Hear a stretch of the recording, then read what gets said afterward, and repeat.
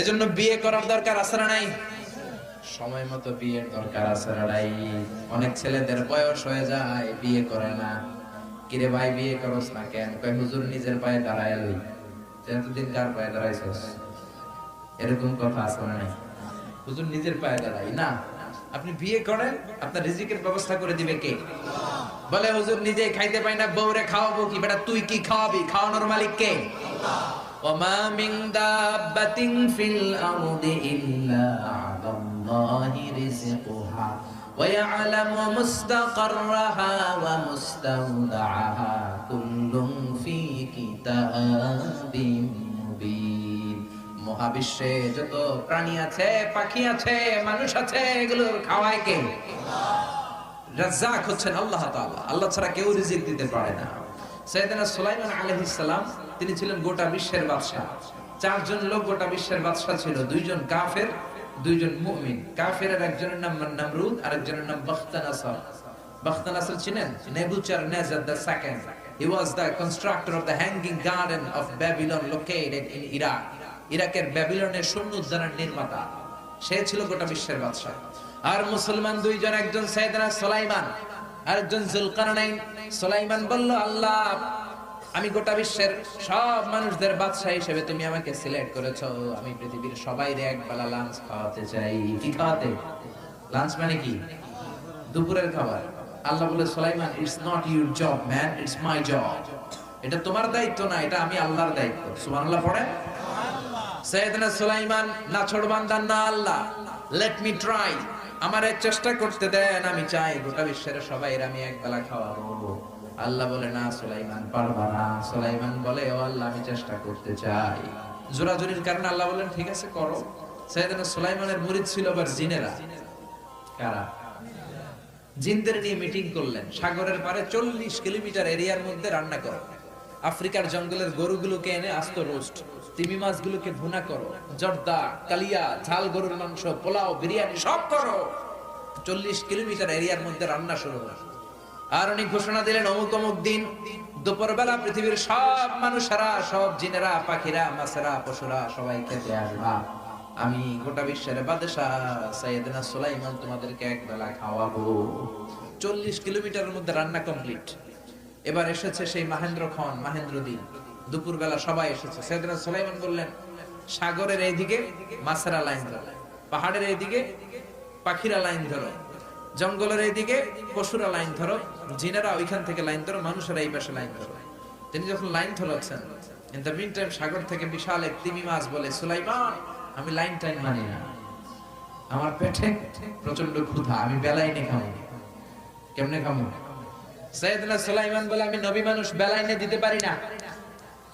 তিমি বলে, আমি এত ক্ষুধার্ত, ক্ষুধার জ্বালায় যদি মরে যাই আল্লাহ তোমারে ছাড়বে না। সাইয়েদনা সুলাইমান পড়ছেন বিপদে, তাই তো আমার মেহমান, আমার মেহমানখানা এসে যদি খাওয়ার অভাবে মরে, আমার আল্লাহর কাছে জবাবদিহি তাছাড়া নাই। এখন সাইয়েদনা সুলাইমান আলাইহিস সালাম লাইন ছাড়া খাবার দিবেন না, তিমি মাছও লাইনে খাবে না। কিছু লোক আছে সব জায়গায় বেলাইন, পুলিশ দাঁড়ায় আছে, র‍্যাব দাঁড়ায় আছে, এর ফাঁকে বেলাইন করে ভালো আছে না নাই? সাইয়েদনা সুলাইমান বললেন, ঠিক আছে এই তিমি মাছকে শুধু বেলাইনে খাবার দাও, বাকি সবাই লাইনে খাবে। তিমি মাছ বলে, সুলাইমান আমি বিশাল বড় মুখটা আমি হা করলাম, আমার পেটের ভেতরে খাবার দাও, যতক্ষণ না আমার ক্ষুধা নিবারণ হয় ততক্ষণ খাবার দিবা, আমার পেটটা ভরে গেলে আমি মুখ বন্ধ করে ফেলবো। সুবহানাল্লাহ। সুলাইমান আলাইহিস সালাম ভাবছেন আফ্রিকার দুইটা গরু রোস্ট ঢুকে দিতে হবে।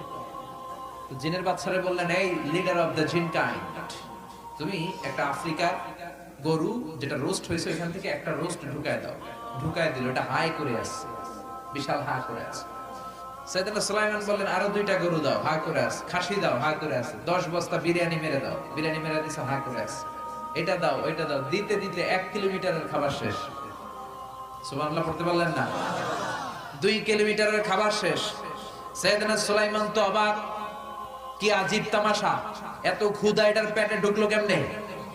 কিলোমিটারের পরে কিলোমিটার খাবার শেষ। 10 কিলোমিটারে, 20 কিলোমিটারে, 30 কিলোমিটারে, 40 কিলোমিটারের খাবার শেষ। সাইয়েদনা সুলাইমান সিজদায় পড়ে আল্লাহর ডেকে বলে, আল্লাহ আমি রিজিক দেওয়ার মালিক নই, রিজিক দেওয়ার মালিক তুমি আল্লাহ। তিমি মাছ বলে, সুলাইমান, প্রতিদিন রব্বুল আলামিন আমার 3 লোকমা খাবার দেয়।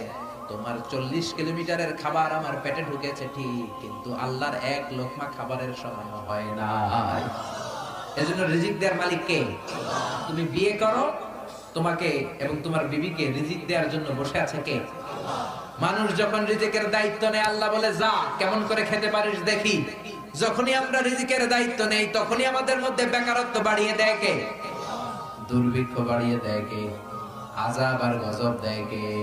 আল্লাহর উপর যদি তাওয়াক্কুলের মতো তাওয়াক্কুল করা যায়, পাখি যেমনি সকালবেলা খালি পেটে বের হয়ে ভরা পেটে বাসায় ফিরে আসে, আমাদেরকেও রিজিকের ব্যবস্থা করে দিতে পারে কে? এজন্য বিশ্বনবী তোমাদের যুবকদেরকে ডাক দিলেন, ইয়া মাআশারা শাবাব মান ইসতাতা মিনকুমুল বাত ফালিয়াতাজাওয়াজ। ও যুবকেরা, তোমাদের যাদের সামর্থ্য আছে বিয়ে করো। সামর্থ্য 2 ধরনের, একটা ফিজিক্যাল সামর্থ্য আর একটা আর্থিক সামর্থ্য। 2টা থাকা লাগবে। ফিজিক্যালি তোমার ফিট হইতে হবে বিয়ে করার জন্য, আর অর্থও থাকা লাগবে। একটাও যদি না থাকে বিয়ে করার দরকার নাই, ঠিক কি না? এজন্য বিশ্বনবী বললেন, ফামান লাম ইয়াস্তাতি ফাআলাইহি বিসসাওম। টাকা আছে, পয়সা আছে, শক্তি নাই, শক্তি আছে, টাকা নাই, রোজা রাখবা। বিয়ে করার দরকার নাই, রোজা রাখলে তোমার তাকওয়া বাড়িয়ে দিবে কে? জোরে বলেন কে?